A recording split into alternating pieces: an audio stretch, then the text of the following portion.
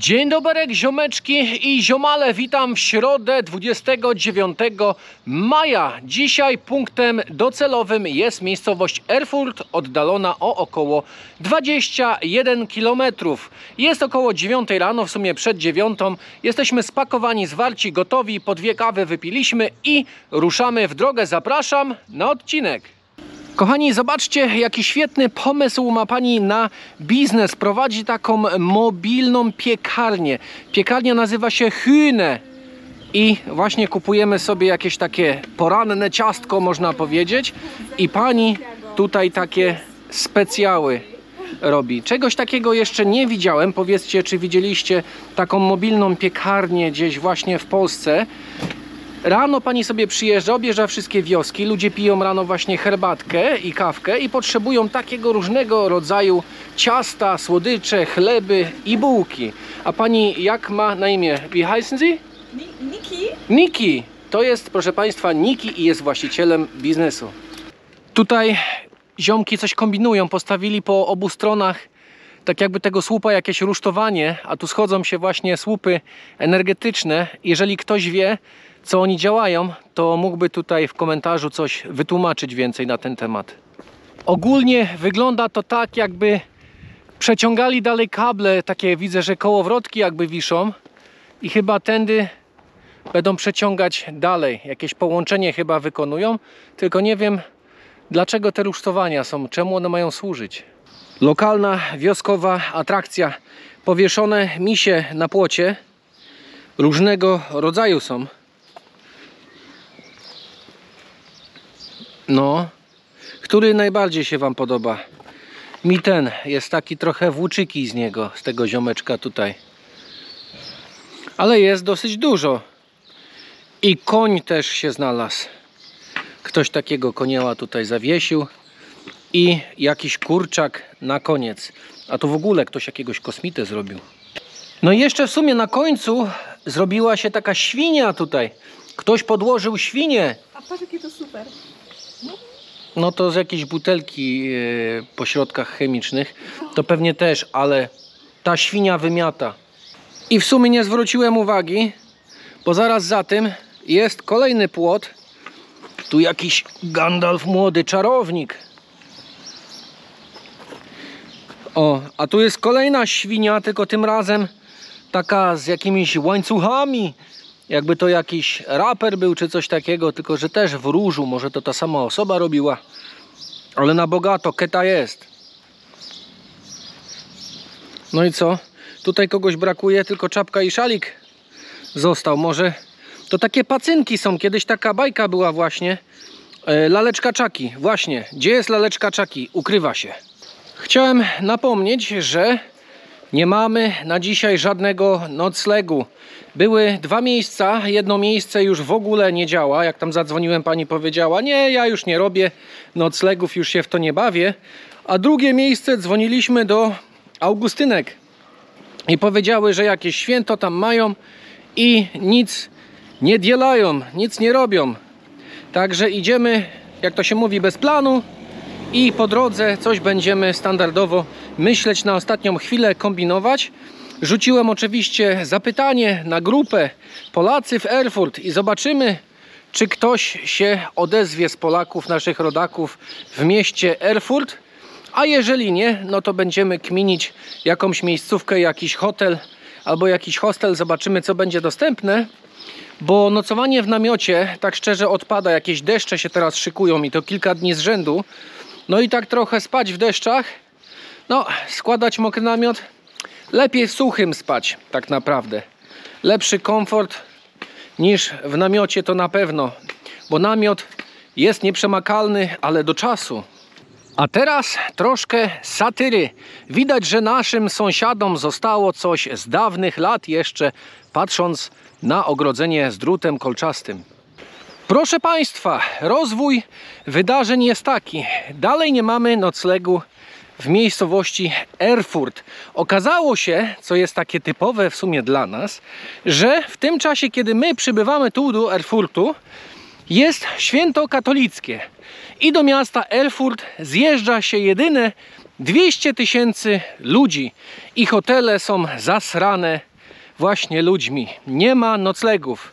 Kompletnie nie ma noclegów i idziemy sobie polem, patrzymy sobie właśnie na Erfurt z oddali i myślimy o tym, gdzie będziemy dzisiaj spać.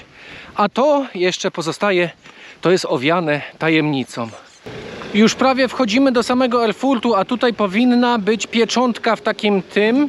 Bum, nic nie ma. I nie ma. Zarąbane. Czyli co? W Niemczech też kradną. W Niemczech też kradną. Nie ma pieczątki. Kto chciał zawinąć pieczątkę?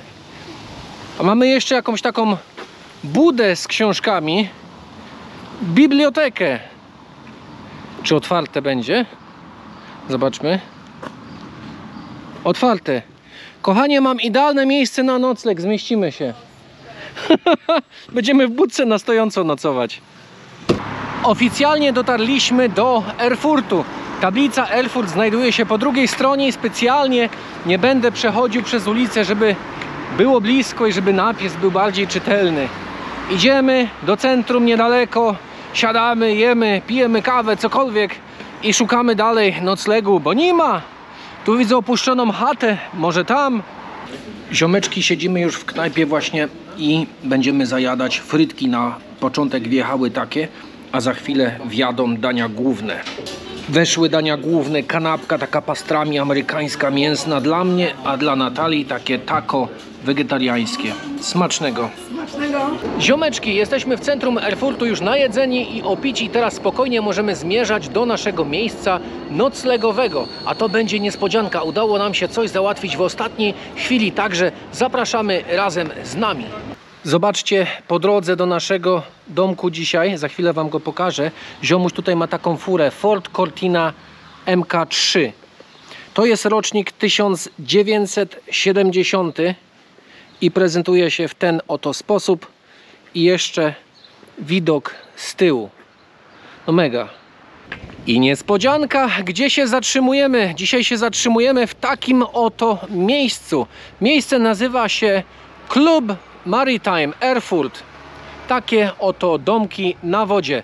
Można powiedzieć, ja to nazwę tanie Malediwy. O, coś takiego. I zaraz zobaczymy, gdzie poszła Natalia właśnie z tą panią, bo nas oprowadzają tutaj. I poszła z Natalią obejrzeć właśnie tutaj domek. Tu się wchodzi. Przegapiłem trochę. Ale fura ziomeczka była naprawdę spoko. Nigdzie noclegów cholera nie było w tym Erfurcie przez to całe święto katolickie. I ostatni nocleg nam się udało wyczaić właśnie tutaj. Czy te chatki mają numerki? Nie, nie mają numerku. A to jest nasza chatka. Zaraz wam pokażę, jak ona wygląda w środku. Także ziomeczki, tanie niemieckie Malediwy. To zapraszamy do nas na chatę. Tanie niemieckie Malediwy. Biurko do pracy, grzejnik, jakby komuś było zimno w dupsko. I mamy 2 łóżka. Te piętrowe to chyba zajmie Natalia tam na górze.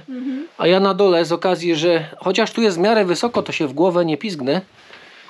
I widok za oknem jest taki. Dalsza część Malediwów niemieckich, tanich i jezioro. I woda. Z moim błędnikiem może być ciekawie. Troszkę jak na łodzi, ale fajnie, że są pościele. Wszystko jest co potrzeba. Łazienki są na zewnątrz. No ale lepiej taki domek niż dzisiaj, wiadomo, jakby miał deszcz padać czy coś niż spać w polu dzisiaj, nie? Możemy to zrobić następnym razem, jak będzie pogoda. To zostawiamy w sumie graty i jak jest jeszcze troszkę pogody, to ja może się przelecę tutaj dronem.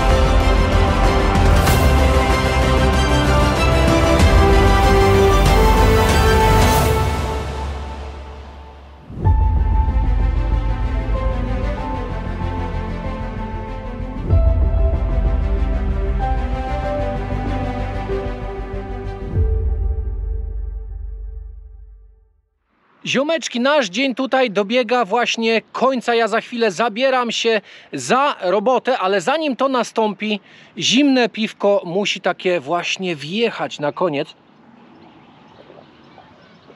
O, miodzio, uwierzcie mi, niemieckie Malediwy, zimne piwo. Taka oto właśnie jest ta pielgrzymka. No nie, żartuję, słuchajcie, kto się spodziewał, że 200 000 ludzi przyjedzie do Erfurtu właśnie na jakieś katolickie święto? No kto by się spodziewał, cholera. Mama mi mówiła, że jakieś święto jest właśnie, w Polsce jest Boże Ciało, ale tutaj właśnie też obchodzą. Chwila. O, od razu lepiej.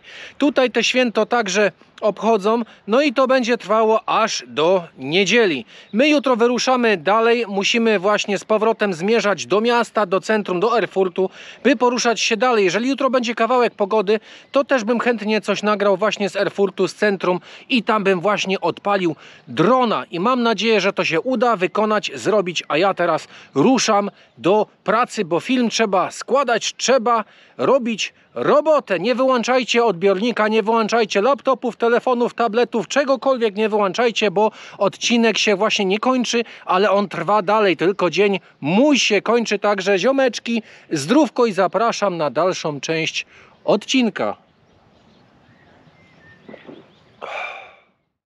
A dzień dobry, witam serdecznie z centrum Erfurtu. Dzień kolejny, 30 maja jest dzisiaj. Wybieramy się na śniadanie. Pogody nie ma za bardzo, to nie ma co dawać drona w powietrze. Deszcz pada, zmoczy dziada, jak mi się zrymowało i dopiero będzie lipa. Także idziemy na śniadanie i ruszamy w trasę. Dzisiaj będziemy szli trochę w deszczu. Nasz tutaj przewodnik niemiecki, Natalia, wyczaiła jakąś knajpę na śniadanie, gdzie mają piekarnię. No to piekarnia, knajpa. Wszystko jedno i to samo, tylko żeby jeść dali. Ale podobno mają bardzo fajne rzeczy. A dzisiaj w taki dzień chciałbym napić się ciepłej kawy i zjeść jakieś dobre śniadanie. Jajka jakieś by się przydały. Nie wiem w jakiej postaci. Jajecznica smażone na oleju, na czymkolwiek. Nieważne jak będą przygotowane. Co, gdzie? Po pieczątkę tutaj? Aha, możemy, no. Dobra, aha, bo jeszcze pieczątkę trzeba zahaczyć. No. Także trzeba pieczątkę zahaczyć z Erfurtu, a potem zjeść. Zjem pieczątkę. I oto jest ta miejscówka, Backstube się nazywa. To włazimy i zamawiamy śniadanie. Mają tutaj bardzo fajne pieczywo, ale na menu nie ma dla Polishman Travel nic ciekawego. Jakieś dżemiki, miody i tylko salami, trochę sera. Także ja spadam do innej knajpy, która jest blisko i tam jest typowe śniadanie. Idziemy. Dochodzimy na miejsce, jest i moja śniadaniownia. Miejsce nazywa się Double B, podwójne B. To co? Włazimy do środka. Podwójne śniadanie. Typowo niemieckie śniadanie, może jakieś zamówimy. Bym się potknął prawie. No w sumie się potknąłem.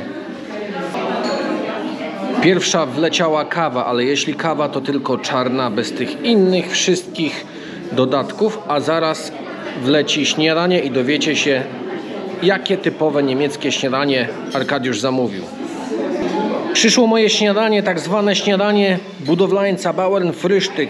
Są to jajka z ziemniakami, z bekonem, z cebulą i do tego jeszcze jest taka kapusta i ogórki. To zajadam. A teraz pytanie, czy to jest dobre?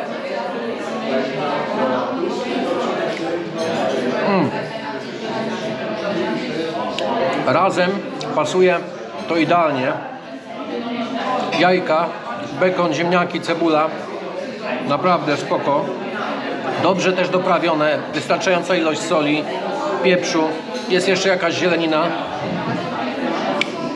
Ogórki. Bardzo spoko. I teraz jeszcze kapusta. Taki mały, miły dodatek. Ale trzeba przyznać Niemcom, że mają bardzo dobre ziemniaki. Ten bekon też jest dobrej jakości. Uwielbiam jedzenie i przekształcę trochę ten kanał w stronę jedzenia. ale to dopiero za jakiś czas. Mimo wszystko i tak podróżuję, ale że kocham jedzenie, ponad praktycznie wszystko, to trzeba coś takiego będzie zrobić. A będzie fajnie. Mam nowe pomysły podczas tej drogi. Przychodzą mi do głowy i fajnie by było to zrealizować. Natalia sobie siedzi tam w innej knajpie, zajada jakąś kanapeczkę, a ja zajadam sobie śniadanie, Bauernfrühstück, śniadanie takiego murarza, budowlańca. Jeżeli coś jecie, życzę Wam smacznego. Z uwagi, że dzisiaj pada, to dzisiejsza trasa głównie to jest trasa typu moczynoga. Większość właśnie trawa, mokra, bo deszcz co chwilę pada. No i tak prawdopodobnie będzie przez kilka kolejnych dni, czyli kilka kolejnych dni będzie moczynoga. Jesteśmy już na miejscu, do którego mieliśmy dotrzeć dzisiaj 10 km, ale historię opowiem, jak wejdziemy do naszej dzisiaj noclegowni. Dzwoniłem do babki i powiedziała, że za około 5 minut będzie, boleje jak z cebra i czekamy. Tak dzisiaj właśnie leje cały czas. Zapraszamy do nas na chałupę. To wygląda, jakbyśmy gdzieś byli w Wietnamie albo w Tajlandii. Taki klimat. Wchodzimy do środka i mamy taki oto pokój. Tu już kawa zrobiona, przygotowana. Ciastka są. I taki fajny kubek na wejściu. Tu jest napisane tak. Ohne dich ist alles nur halb so schön. Czyli bez ciebie wszystko jest tylko w połowie piękne. I nie jest na wejściu, bo już jest pełny kawy. No tak, ale na wejściu, przy drzwiach, o to mi chodziło. Proszę się nie czepiać szczegółów. Dalej pokazuję, uwaga, kuchnię. Taka mała kuchnia, jest mikrofala, taki grill, ale czyściutkie. I na górze są palniki. Jeszcze czegoś takiego nie widziałem, dla mnie nowość. Grzejnik już włączyliśmy, bo trochę zimno jest w sumie i muszą nam tutaj rzeczy doschnąć, plecaki. Zaraz zresztą będę opowiadał historię. Przechodzimy łazienka. Łazienka jest taka miniaturowa. Już boiler tutaj grzeje nam wodę na prysznic. A spanie mamy dzisiaj w takim oto pokoju. 2 prycze, ale wystarczy. Fajnie, przyjemnie. Pracować jest gdzie? Tutaj za oknem zieleń. Pięknie. I posiedzimy sobie tutaj do jutra. A ja zjem bułkę, wypiję kawę i opowiadam historię. No i przyszedł czas na historię dzisiejszą. Jak opuszczaliśmy Erfurt, to tak troszkę delikatnie popadywało, tak siąpiło, nie? I tak wiadomo, no moczyło człowieka. No i tak przeszliśmy sobie kilka kilometrów, a że nocleg mieliśmy ustalony dzisiaj, troszeczkę trzeba było zejść ze szlaku. Szliśmy oczywiście tymi polami typu moczynóg, moczynogi. No i tak, idąc tymi polami, dotarliśmy do jakiejś takiej jednej z główniejszych dróg tutaj. Okazało się, że ta droga to już przerodziła się później w jakąś dwupasmówkę i lało jak cholera. Naprawdę, bardzo sporo tak deszczu było, nie? No i tak idziemy tą dwupasmówką, już tacy zlani tym deszczem. Auta jadą, trąbią, że co my robimy w ogóle na tej drodze, tiry, wszystko zasuwa. Ja już miałem buty kompletnie przemoczone, już suszą się zresztą tutaj z boku koło grzejnika. No i tak idziemy wzdłuż. Przeszliśmy na drugą stronę tej dwupasmówki, bo było takie skrzyżowanie i dało się przebić. No to przebiliśmy się, przecięliśmy drogę, no już idziemy tą drugą stroną. I słuchajcie, sam z siebie jakiś ziomeczek zatrzymał się busem, takim vanem się zatrzymał i pyta się, czy potrzebujemy podwózki, że on nas podwiezie dokądkolwiek, my gdzieś tam tu idziemy. No i my mu pokazaliśmy, ziomuś, idziemy tutaj. No i wsiedliśmy, pojechaliśmy z tym ziomkiem w sumie 2 km, tyle nam do celu zostało. No nie było tak niby znaczenia już, bo i tak byliśmy dosyć sporo przemoknięci. Czy przemokniemy jeszcze przez 2 km, czy nie. No ale ziomuś miał takie chęci, że grzechem by było odmówić. No i podwiózł nas do miejsca docelowego noclegu, w którym jesteśmy. Ale bardzo miło było z jego strony, bardzo panu dziękujemy za pomoc. I pan też powiedział, że jeżeli byśmy kiedyś mówili o ludziach tutaj, jacy oni są, to trzeba powiedzieć, że są bardzo pomocni i tutaj tacy właśnie mieszkają. No i ten pan nam pomógł, był w drodze w sumie z pracy do domu, coś chyba zjeść i później wracał do pracy z powrotem i ocalił nam dupsko, tak można powiedzieć, bo te 2 kilometry to były takie, no niby już mokrzy i tak dalej, tacy trochę zrezygnowani, poddani, dobra, idziemy w tym deszczu, trudno, a tu nagle jest takie, ożywienie, ziomuś nas podwiezie i zaraz będziemy mogli z siebie te mokre ciuchy zrzucić i wszystko wysuszyć, ogarnąć się. Zupełnie inaczej się myśli wtedy, zupełnie inny klimat. No ale jutro wracamy z powrotem na szlak i idziemy dalej. Kierujemy się do miejscowości Gotha. Będziemy tutaj czekać i patrzeć na pogodę. Jak będzie deszcz, no to też będziemy w tym deszczu trochę szli. No ale nie tak jak dzisiaj. Dzisiaj było 85% chyba deszczu. Tak zaplanowała pogoda dla nas. 85% deszczu i mieliśmy zmoknąć i zmokliśmy. I tak po prostu wyszło. A teraz jesteśmy w milutkim, przytulnym, super miejscu. Pani, która przez telefon z nami tutaj mówiła, była bardzo miła. Najlepsze, co powiedziała, to było tak, że no już jadę za 5 minut, zaraz będę, wszystko wam pokażę, nie? No i za chwilę dzwoni, dosłownie za kilka sekund. Cholera, nie jadę jednak, bo mnie deszcz zmoczy. Nie wiem, czy ona rowerem miała jechać, czy miała iść z buta, czy co. I powiedziała, to teraz zagramy i musicie iść w takie miejsce, oczywiście otworzyć taką pierdółkę, wyciągnąć klucz, później ten klucz trzeba użyć, żeby otworzyć drzwi, przejdziesz przez drzwi, później ja nie nagrywałem tego, bo deszcz padał, no i tak na zewnątrz z kamerą szukać tego klucza, to by mi ona zamokła w cholerę. No i później trzeba było przejść przez drugie drzwi, znaleźć kolejny klucz, wejść na piętro, znaleźć odpowiednie drzwi i już tutaj wtedy do miejscówki wejść, nie? Także trochę takich zagrywek jest. Fajne to jest na tej trasie i mogliby robić jakieś takie utrudnienia. Gdzieś tam w ogrodzie mogliby te kamienie chować, a czy kamienie, te klucze pod kamieniami mogliby chować, czy coś takiego, psu jakiemuś na szyi wieszać. No ciekawe by to było. Dziękuję za to, że jesteście, że nas wspieracie w tej podróży, a my robimy swoje, lecimy dalej i mamy nadzieję, że do Santiago oczywiście dotrzemy za jakiś czas, ale nie spieszymy się, po prostu idziemy tym swoim tempem, które tutaj możemy dawać codziennie, bo codziennie jest ono inne, są inne kilometry. No i inna motywacja do tego jest. Wiadomo, że w deszczu nie ma aż tak wiele motywacji i wiele rzeczy się nie chce, no ale ważne jest, że są te chęci, żeby iść dalej, żeby zrobić ten szlak i właśnie nie o to chodzi, żeby się spieszyć w tym wszystkim, tylko o to chodzi, żeby sobie iść i myśleć. Myśleć nad tym, jak życie w przyszłości nasze ma wyglądać. A jeszcze taką ciekawostkę powiem, że Natalia walczy z bardzo wielkim odciskiem i dzisiaj szła i wczoraj no, wyciskała dziada, nie?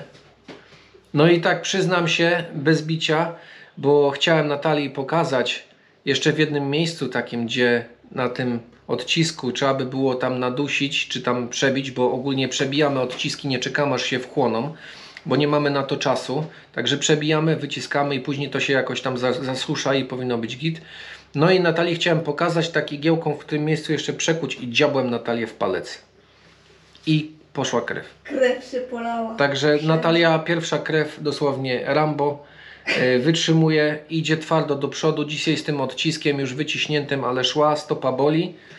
Ale robimy co w naszej mocy, żeby to naprawić, żeby to działało. No i dzisiaj fajnie, że dotarliśmy szybciej do tego miejsca i mamy czas zaleczyć te rany i iść dalej. Ziomeczki, jeszcze raz dziękuję serdecznie i zapraszam na następne odcinki. Wszystkiego dobrego, widzimy się niedługo. Ciao!